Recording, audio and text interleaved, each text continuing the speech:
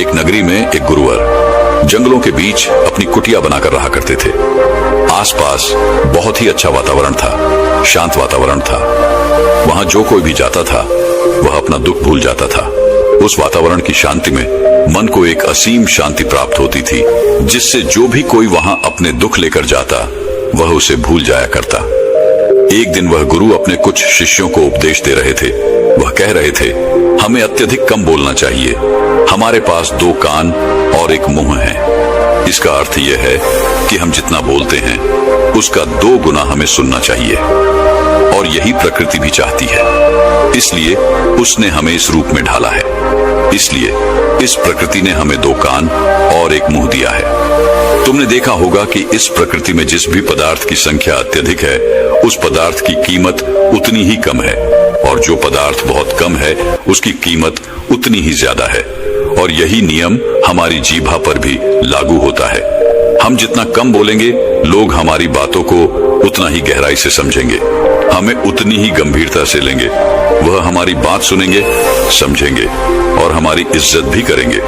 उन गुरु की यह बात सुनकर उन सभी शिष्यों में से एक शिष्य खड़ा हुआ और उसने उन गुरु से कहा है, गुरुवर, आपकी बातों को बीच में काटने के लिए क्षमा चाहता हूँ, लेकिन मेरा एक प्रश्न है, क्या मैं आपसे पूछ सकता हूँ?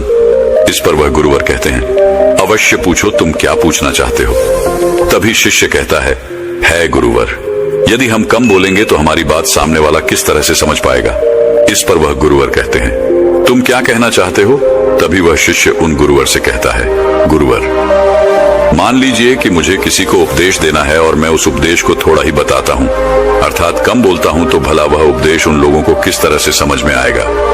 और यदि मैंने उनसे कम शब्द कहे, कम बातें कही और उन लोगों को वह बात समझ नहीं आई, तो वो लोग मुझे गलत समझेंगे, या फिर यह भी हो सकता है कि वो लोग मेरी बातों का गलत मतलब निकाले। और हमने अक्सर अपने आसपास ये भी देखा है कि जब भी कोई झगड़ा करता है, मारपीट करता है, ऐसे समय पर जो व्यक्ति शांत रहता है, कम बोलता है, लोग उसे डरपोक समझते हैं, उसे मारते पिटते हैं, उसे डरपोक समझकर उसका उपहास करते हैं, अपशब्द कहते हैं, लेकिन वह कम बोलने वाला व्यक्ति उनसे कुछ नहीं कह पाता। इसीलिए है गुरुवर, तो ऐसे समय पर भी क्या हमारा शांत रहना उचित होगा? तभी वह गुरुवर मुस्कुराने लगे और अपने उस शिष्य से कहते हैं, मैं तुम्हें एक कहानी सुनाता हूँ। इस कहानी के जरिए तुम्हें तुम्हारे सभी सवालों के जवाब मिल जाएंगे। इस कहानी को बड़े ही ध्यानपूर्वक सुनना और इसे समझने का प्रयास करना। बहुत समय पहले की बात है, एक छोटा सा राज्य था। उस राज्य का राजा अत्यधिक धनवान था। उसके पास किसी चीज की कोई कमी नहीं थी। उसका परिवार, उसका राज्य बहुत फला फूला हुआ था। प्रजा अपने राजा से बहुत खुश थी। प्रजा हमेशा अपने राजा का गुणगान किया करती थी। एक दिन वह राजा भरे राज्य दरबार में यह ऐलान करता है कि जो भी व्यक्ति मेरे मन की बात मुझे साफ और स्पष्ट तौर पर बता देगा, मैं उसे 100 सोने के सिक्के इनाम में दूंगा। राजा ने जो यह ऐलान किया था, ये बात पूरे राज्य में फैल गई। राज्य के हर कोने से बड़े बड़े विद्वान, बड़े बड़े साधु, बड़े बड़े पंडित, बड़े बड़े ज्ञानी सभी राज दरबार में उपस्थित होने लगे। कोई कहता कि है राजन, आप बहुत धनी है, तो कोई कहता आप बहुत विद्वान हैं। कोई उनकी राज्य की प्रशंसा करता, तो कोई उनकी वीरता की गुण गाता। कोई उनकी प्रजा के बारे में कहता, तो कोई उनकी ज्ञान की बातें करता। लेकिन सभी की बातें सुनकर राजा केवल एक ही बात कहता था, नहीं, इनमें से कोई भी बात मेरे मन में नहीं है। इनमें से कोई भी बात मेरे दिल की है ही नहीं। सभी ने बहुत प्रयत्न किए, सभी ने बहुत अच्छी अच्छी बातें उस राजा को बताई, लेकिन राजा हर बार केवल एक ही बात कहता था कि जो भी बातें आप लोगों ने कही हैं, ऐसी कोई भी बात मेरे मन में है ही नहीं। ये बात सुनकर वहां पर उपस्थित सभी लोग बहुत निराश हो चुके थे। किसी को कुछ समझ नहीं आ रहा था कि आखिर राजा के मन में क्या चल रहा है। राजा किस बात से प्रसन्न होंगे और कैसे उन्हें वह 100 सोने के सिक्के प्राप्त होंगे।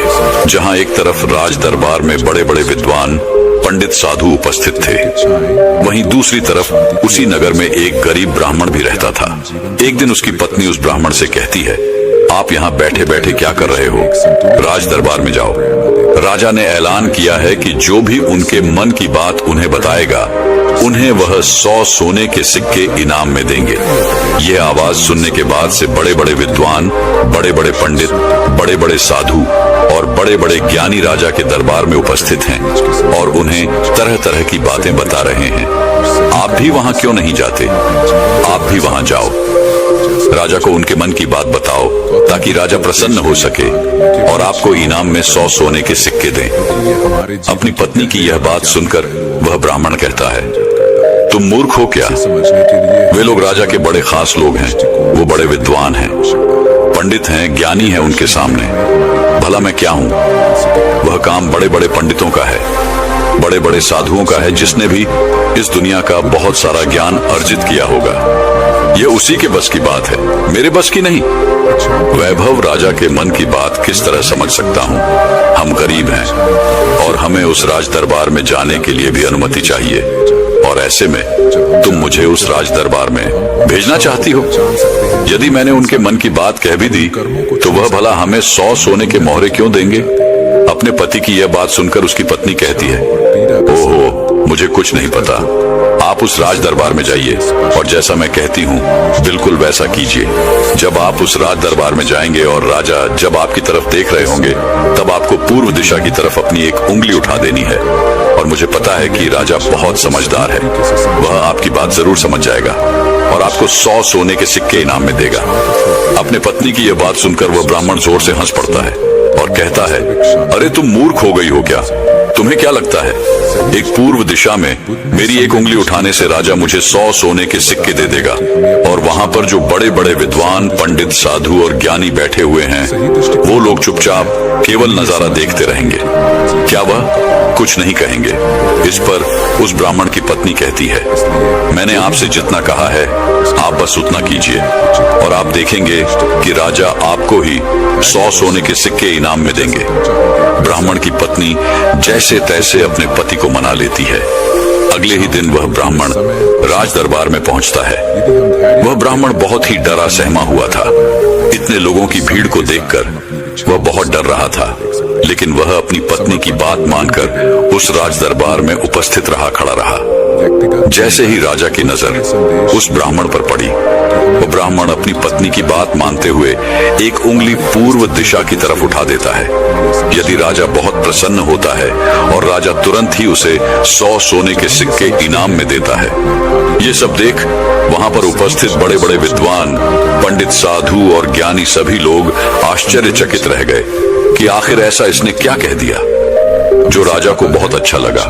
हर कोई यह सोचकर हैरान था कि इस ब्राह्मण ने तो केवल एक उंगली ही उठाई थी और इसे 100 सोने के सिक्के मिल भी गए। यह सब देखकर वहां पर उपस्थित हर कोई अचरज में था और वह ब्राह्मण अपने 100 सोने के सिक्के लेकर अपने घर लौट गया और खुशी खुशी वह 100 सोने के सिक्के अपनी बीवी के हाथ में रख देता है और कहता है, राजा ने मुझे ये 100 सोने के सिक्के इनाम में दिए हैं और जैसा कि तुमने कहा था, मैंने पूर्व दिशा की तरफ केवल एक उंगली ही उठाई थी, लेकिन मैं अब तक यह समझ नहीं पाया कि इसका अर्थ क्या हुआ। उस राजा को मेरी इस एक उंगली से क्या समझ में आया? उस ब्राह्मण की पत्नी उस ब्राह्मण से कहती है, यह सब जाने दो, आपको यह बात बताकर कोई मतलब नहीं। आप बैठ जाओ और कल फिर आपको उसी राज दरबार में फिर जाना है। वह ब्राह्मण कहता है, कल फिर जाना है? नहीं नहीं, मैं नहीं जाऊंगा। वैसे भी आज सभी लोग मुझे घूर घूर कर देख रहे थे, न बाबा न मैं नहीं जाऊंगा। लेकिन जैसे तैसे उसकी पत्नी उसे समझा लेती है। अगले दिन ब्राह्मण एक बार फिर तैयार होता है और अपनी पत्नी से पूछता है, अच्छा बताओ आज मुझे क्या करना है? तभी उस ब्राह्मण की पत्नी कहती है, आज आपको पश्चिम दिशा की तरफ अपनी एक उंगली उठानी है। वह अपनी पत्नी की बात मानकर फिर से एक बार राज दरबार पहुंच जाता है। जैसे ही राजा की नजर उस पर पहुंचती है, वह ब्राह्मण अपनी एक उंगली पश्चिम दिशा की ओर उठा देता है। यह देख राजा एक बार फिर प्रसन्न हो जाता है। वह राजा उन्हें 100 सोने के सिक्के फिर से इनाम दे देता है। यह सब देखकर वहां पर उपस्थित हर कोई बड़ा हैरान थे। हर कोई अचरज में था कि आखिर ये सब हो क्या रहा है। हम यहाँ पर अच्छी अच्छी बातें बता रहे हैं, राजा को तरह तरह का ज्ञान दे रहे हैं, लेकिन राजा उससे प्रसन्न नहीं हो रहे। और यह ब्राह्मण है कि केवल एक उंगली उठाता है और राजा उसकी बातों से खुश हो जाते हैं। उसे 100 सोने के सिक्के ही इनाम में दे देते हैं। और तो और ये कुछ बोलता भी नहीं, चुपचाप आता है, उंगली उठाता है, इनाम लेता है और चला जाता है। हर कोई केवल बस यही जानना चाहता था कि आखिर उस ब्राह्मण को ऐसा कौन सा ज्ञान है जो उनके पास नहीं। अगले दिन फिर से वह ब्राह्मण राज दरबार में आता है और अब की बार वह अपनी उंगली उत्तर दिशा की तरफ उठाता है और अब की बार भी राजा प्रसन्न होकर उसे 100 सोने के सिक्के इनाम में देते हैं। ये सब देख देख कर वहां पर उपस्थित हर बड़ा से बड़ा विद्वान थक चुका था। उन्हें कुछ भी समझ नहीं आ रहा था कि आखिर एक उंगली उठाने से राजा किस तरह से प्रसन्न हो जा रहे हैं। ये बात देखकर हर किसी ने यह तय किया कि अब यदि उंगली उठाने से ही उन्हें इनाम मिल सकता है तो वह राजा के सामने बड़ी बड़ी बातें क्यों करे, बड़ा बड़ा ज्ञान राजा को क्यों बताएं। उससे अच्छा है कि वो सब मिलकर एक ही दिशा की तरफ उंगली उठाएंगे। सभी ने मिलकर ये तय कर लिया था। अगले दिन सुबह सुबह वह ब्राह्मण फिर से राज दरबार में आने के लिए तैयार हो रहा था और वह अपनी पत्नी से पूछता है, बताओ आज मुझे क्या करना होगा। इस पर उसकी पत्नी कहती है, आज आपको कुछ नहीं करना, आज आप घर पर ही बैठे। उस दिन सभी ब्राह्मण, सभी विद्वान, सभी साधु संत वहां पर उपस्थित थे। राजा के आते ही सब खड़े हुए। जैसे ही राजा की नजर उनसे मिली, सभी ने दक्षिण दिशा की तरफ अपनी उंगली उठा दी। ये देखकर राजा को बड़ा क्रोध आया। राजा ने गुस्से में सभी पंडितों को, सभी विद्वानों को कारावास में डलवा दिया। और ये देखकर वहां पर उपस्थित हर बड़ा से बड़ा विद्वान आश्चर्यचकित था। वो हैरान था कि आखिर हमने ऐसी क्या गलती कर दी। जब वो ब्राह्मण अलग अलग दिशाओं में अपनी उंगली उठाता है तो उसे 100-100 सोने के सिक्के इनाम में मिलते हैं, और आज जब हमने एक साथ एक ही दिशा की तरफ अपनी उंगली उठाई तो हमने क्या गलत कर दिया। भला राजा क्या समझ रहा है? ऐसा कौन सा ज्ञान है, ऐसा कौन सा राज है जो हम नहीं जानते, जिसके बारे में हम में से किसी को कुछ नहीं पता। यह उंगली करने वाला कौन सा नया ज्ञान है जो हमने आज तक नहीं सीखा, जिसके बारे में हम में से किसी को आज तक कुछ नहीं पता। जब उन विद्वानों की पत्नियों को यह पता चला कि राजा ने उन्हें कारावास में डाल दिया है, तब उनकी पत्नी राजा के पास विनती करने आई कि वे उन्हें छोड़ दें। उनसे गलती हो गई, लेकिन राजा ने किसी की एक न सुनी। और जब उन सभी को ये लगने लगा कि राजा उनके पतियों को नहीं छोड़ने वाले, तो वे सभी उसी ब्राह्मण के पास पहुंचे और वहां जाकर वो उनसे विनती करने लगे कि वह उनके पतियों की मदद करे, उन्हें कारावास से बाहर निकाले।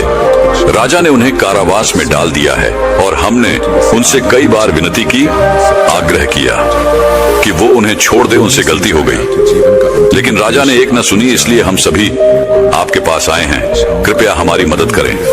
उस ब्राह्मण ने और उसकी पत्नी ने सारी बातें ध्यानपूर्वक सुनी।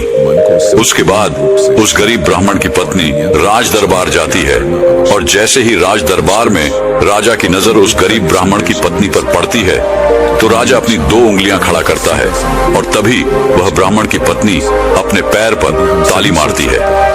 यह देखकर राजा तुरंत ही अपने अधिकारों को आदेश देता है कि जाओ, उन सभी को कारावासियों से बाहर निकालो।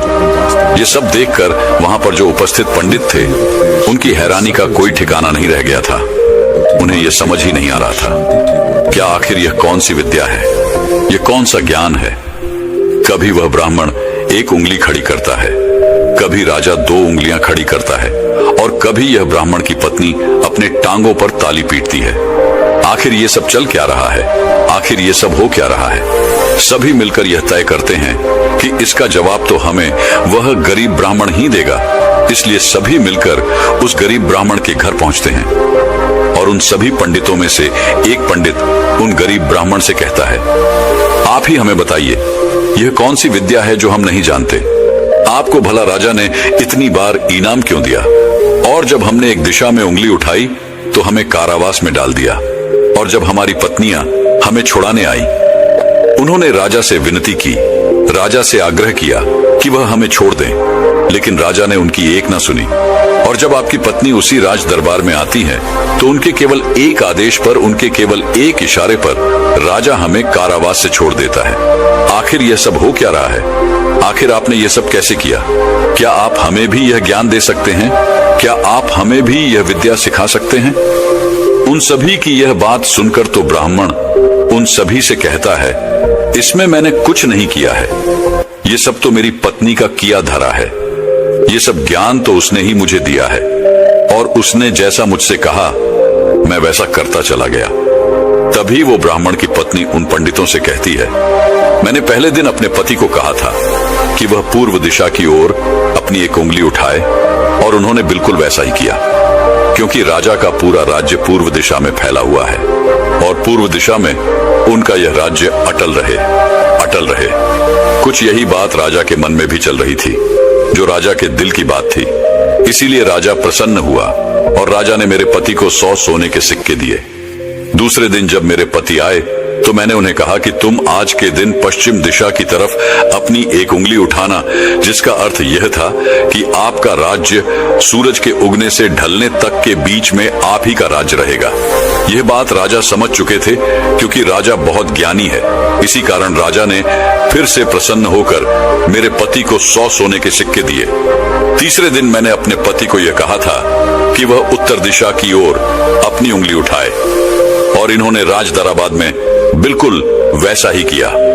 उत्तर दिशा की तरफ उंगली उठाने का अर्थ यह था कि जिस प्रकार इस राज्य के जो पहले राजा थे उनका राज्य अटल था, ठीक उसी प्रकार आपका राज्य भी अटल रहेगा। और यह बात भी राजा के मन की ही थी, जिस कारण राजा ने प्रसन्न होकर उन्हें 100 सोने के सिक्के इनाम दिए। लेकिन चौथे दिन जब मेरे पति तैयार होकर राज दरबार के लिए निकल रहे थे, तब मैंने इन्हें मना कर दिया।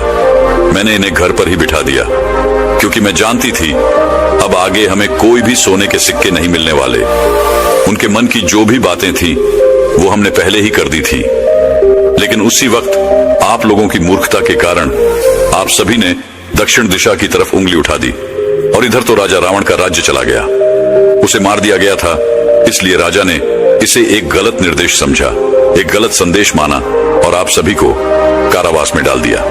तभी उन सभी पंडितों में से एक पंडित यह कहता है कि ये सब तो ठीक है, लेकिन आपने हमें बाहर कैसे निकाला, जबकि राजा ने तो हमें बाहर निकाले से मना कर दिया था।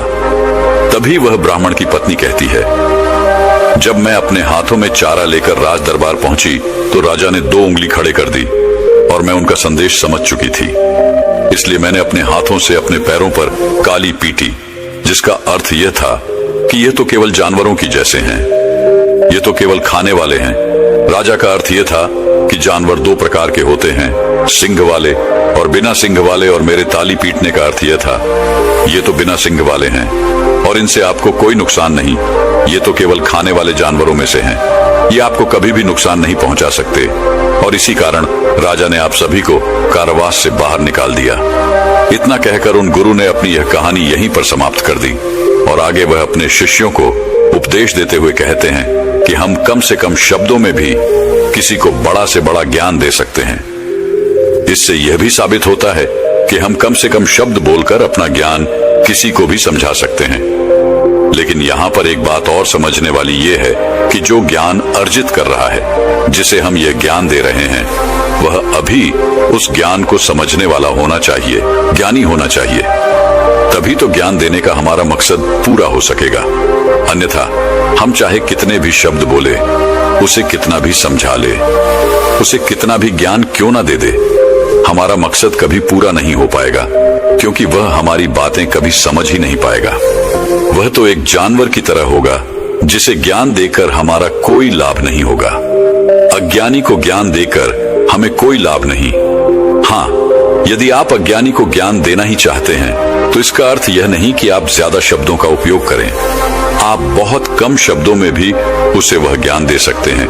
आगे वह गुरुवर अपने सभी शिष्यों से कहते हैं कि हमें अपने जीवन में इन 5 परिस्थितियों में हमेशा चुप रहना चाहिए। जब भी कोई इन 5 परिस्थितियों के समय पर बहुत कम बोलता है या फिर बोलता ही नहीं है, तो ऐसे लोगों को इज्जत दी जाती है, उनका सम्मान किया जाता है, उन्हें एक अलग नजर से देखा जाता है। ऐसे लोगों को लोग ज्ञानी समझते हैं, क्योंकि उन्हें पता है कब और कहां बोलना है और कितना बोलना है। सबसे पहली बात बताते हुए वह गुरुवर कहते हैं कि जब कोई व्यक्ति तुम्हारी भावनाओं को, तुम्हारे शब्दों को नहीं समझ पा रहा, ऐसी परिस्थिति में इंसान का चुप रहना ही उचित है, क्योंकि हम में से अधिकांश से लोग बेवजह ही अपने दुख, अपनी पीड़ाएं, अपनी तकलीफें लोगों के साथ साझा करने की आदत होती है। लेकिन वो यह नहीं जानते कि जिन्हें वो अपनी तकलीफें साझा कर रहे हैं, उन्हें आपकी तकलीफों से कोई मतलब नहीं। वह तो आपकी तकलीफों का फायदा उठाना चाहते हैं। वह तो आपकी तकलीफों को सुनकर मन ही मन में खुश हो रहे हैं, क्योंकि उन्हें अब यह पता चल चुका है कि जितना कुछ वो आपको समझते थे, जितना सुखी वो आपको समझते थे, आप अंदर से उतने सुखी हैं नहीं। आपका सुख चैन लुट चुका है और यह जानकर उन्हें बहुत प्रसन्नता होती है। वह बहुत खुश होते हैं और ऐसे समय पर वह आपका साथ भी छोड़ देते हैं, क्योंकि कोई भी एक दुखी व्यक्ति के साथ रहना पसंद नहीं करता। इसलिए जब भी ऐसी कोई परिस्थिति आए, जब आपको लगे कि मुझे अपनी भावनाओं को, अपने शब्दों को किसी के साथ साझा करना चाहिए, तो ऐसे समय पर आप अपने कुछ करीबी खास परिवार के सदस्य हो या फिर कुछ ऐसे खास मित्रों से अपनी बात साझा कर सकते हैं जिन पर आपको पूरा यकीन हो। और अन्यथा यदि आप किसी और के साथ अपने मन की यह बातें साझा करेंगे तो वो लोग आपको बेवकूफी समझेंगे और ऐसे समय पर आप केवल मजाक के पात्र ही बनेंगे। दूसरी जगह जहां पर हमें चुप रहना चाहिए, जब हमें किसी विशेष मौके के बारे में अधूरी जानकारी हो, किसी विशेष घटना के बारे में जब हम नहीं जानते, जब हमें अधूरा ज्ञान हो, तो ऐसे मौके पर हमेशा चुप रहना चाहिए। हम में से अधिकांश लोगों को यह शौक होता है कि वे अपने ज्ञान का प्रदर्शन करें, लेकिन अधिकांश लोगों को आपने देखा होगा कि उन्हें उस विषय के बारे में अधूरा ज्ञान होता है, जिस कारण वह हर समय लोगों के बीच मजाक का पात्र बनते हैं। लोग उनकी खिल्ली उड़ाते हैं, उनका मजाक बनाते हैं और ऐसे व्यक्तियों को लोग कभी गंभीरता से नहीं सुनते, उन्हें कभी गंभीरता से नहीं लेते। जो भी बातें हमने इधर उधर से सुनी है, जिनका हमें ज्ञान नहीं है, उन बातों को लेकर हमें कभी भी दूसरों को नहीं समझाना चाहिए, ना ही अपनी बातों को दूसरों से मनवाना चाहिए। आगे गुरुवर अपने शिष्यों को तीसरी बात बताते हुए कहते हैं, जब कोई इंसान किसी दूसरे व्यक्ति की बुराई कर रहा हो तो ऐसे समय पर तुम्हें चुप रहना चाहिए, क्योंकि ऐसा व्यक्ति कभी किसी का नहीं होता। तुम जिस नकारात्मक बातों का हिस्सा बनने जा रहे हो, वह नकारात्मक बातें तुम्हारे मन में प्रवेश करती चली जाएंगी और धीरे धीरे यह नकारात्मक बातें तुम पर हावी होने लगेंगी और फिर तुम भी उसी की तरह नकारात्मक बातें सुनने लगोगे, सोचने लगोगे और करने लगोगे। इसीलिए कभी भी इन चीजों का हिस्सा न बने, क्योंकि जो व्यक्ति तुम्हारे सामने किसी तीसरे व्यक्ति की बुराई कर रहा है, ऐसा जरूरी नहीं कि वो तुम्हारी बुराई उस तीसरे व्यक्ति के सामने ना कर रहा हो। ऐसे व्यक्ति कभी किसी के नहीं होते, वह पीठ पीछे एक दूसरे की बुराई करते ही रहते हैं। इसलिए जब भी कोई व्यक्ति तुम्हारे सामने किसी तीसरे व्यक्ति की बुराई कर रहा हो, तो तुम्हें उसकी बातें केवल ध्यानपूर्वक सुननी है, लेकिन उस पर कोई भी प्रतिक्रिया नहीं देनी। आगे वह गुरुवर अपने शिष्यों को अगली बात बताते हुए कहते हैं, जब कोई व्यक्ति तुम पर गुस्सा कर रहा हो, तुम पर चिल्ला रहा हो, तुम्हारा अपमान कर रहा हो, तुम्हें अपशब्द कह रहा हो, ऐसे वक्त पर तुम्हें शांत रहना चाहिए, चुप रहना चाहिए, क्योंकि तुम्हारे मौन से बड़ा और कोई हथियार नहीं। तुम चुप रहकर उसके सभी सवालों का जवाब उसे दे सकते हो, और तो और तुम चुप रहकर उसके गुस्से को शांत करने में उसकी मदद भी कर सकते हो, और ऐसा करने से तुम इस परिस्थिति को और बिगड़ने से बचा सकते हो। और देखना, जब गुस्सा करने वाला व्यक्ति शांत होगा, जब उसका गुस्सा शांत हो जाएगा, तो उसे अपनी गलती का एहसास भी होगा और वह तुमसे माफी भी मांगेगा। इसलिए तुम्हें ऐसे जगहों पर चुप रहना चाहिए, किंतु तुम्हें हर जगह पर चुप भी नहीं रहना चाहिए। जब तुम्हें लगे कि कोई व्यक्ति गलत कर रहा हो, तो उसका विरोध कर शांत मत रखो, क्योंकि यदि तुम ऐसी परिस्थिति में चुप रहोगे तो वह तुम्हें कमजोर समझेगा, तुम्हें डरपोक समझेगा और तुम्हारे इस कमजोरी का फायदा भी उठाएगा। गुस्से का ये जो तरीका है, ये केवल अपनों के साथ ही अच्छा है, जैसे तुम्हारा परिवार, सगे संबंधी, तुम्हारे खास मित्र, लेकिन हर इंसान के सामने तुम्हें ऐसे नहीं रहना। यदि तुम्हारे साथ कोई गलत कर रहा हो, तो इसका जवाब तुम्हें उसे अवश्य देना चाहिए। आगे वह गुरुवर अपने शिष्यों को पांचवी बात बताते हुए कहते हैं कि जब कोई व्यक्ति अपने मन की बात, कोई घटना या कोई दुख भरी बातें तुम्हारे साथ साझा कर रहा हो, तो ऐसी स्थिति में हमें चुप रहकर ध्यानपूर्वक उसकी सारी बातें सुननी चाहिए। आपने तो देखा ही होगा, जब हम अपनी परेशानी किसी के साथ साझा कर रहे होते हैं, उसी वक्त हमारा कोई ऐसा मित्र या फिर कोई ऐसा सगा संबंधी अवश्य होता है जो हमारी बात पूरी करने से पहले हमें समाधान देना शुरू कर देता है। और जब कोई ऐसा करता है तो हमारे मन में क्रोध उत्पन्न होता है।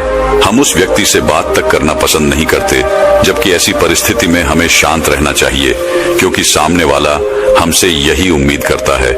हम शांत रहकर उसकी सारी बातें ध्यानपूर्वक सुने, जिससे जब वह अपनी बात पूरी करे तो उसे शांति का अनुभव हो।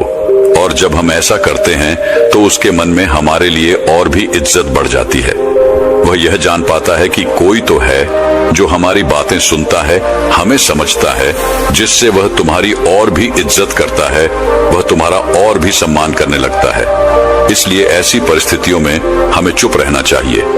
इतना कहकर वह गुरुवर आगे कहते हैं कि इन 5 स्थितियों को हमेशा याद रखना, और यहाँ पर इंसान को हमेशा कम ही बोलना चाहिए, क्योंकि इंसान एक दुकान की तरह है और दुकान का ताला है हमारी जीभा। और जब इस ताले से हमारी दुकान खुलती है, अर्थात हमारे अंदर की बातें जब बाहर आती हैं, तभी पता चलता है कि यह इंसान अंदर से कोयले का है या फिर सोने का। इसीलिए कम बोलें, लेकिन अपने शब्दों की कीमत बढ़ा दें, और यह तभी होगा जब आप हर परिस्थितियों में सोच समझकर बोलेंगे, कम बोलेंगे और उचित बोलेंगे।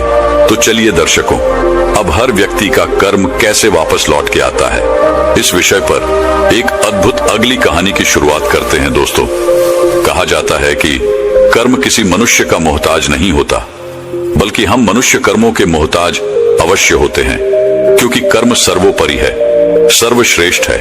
और यदि कोई मनुष्य ये सोचता है कि वो कोई कर्म नहीं करता, तो ये उसकी सबसे बड़ी भूल है, क्योंकि बिना कर्म के कोई भी मनुष्य। दोस्तों, उम्मीद करता हूं आपको यह वीडियो बहुत ही ज्यादा पसंद आई होगी। तो हमारे चैनल को सब्सक्राइब जरूर कर लेना, क्योंकि इससे हमारा हौसला बढ़ता है और हम आशा लेते हैं कि आपको और ज़्यादा मोटिवेशन देंगे और ज़्यादा आपकी हेल्प करेंगे। तो हमारे चैनल को सब्सक्राइब ज़रूर कर लेना और ज्वाइन ज़रूर कर लेना। धन्यवाद।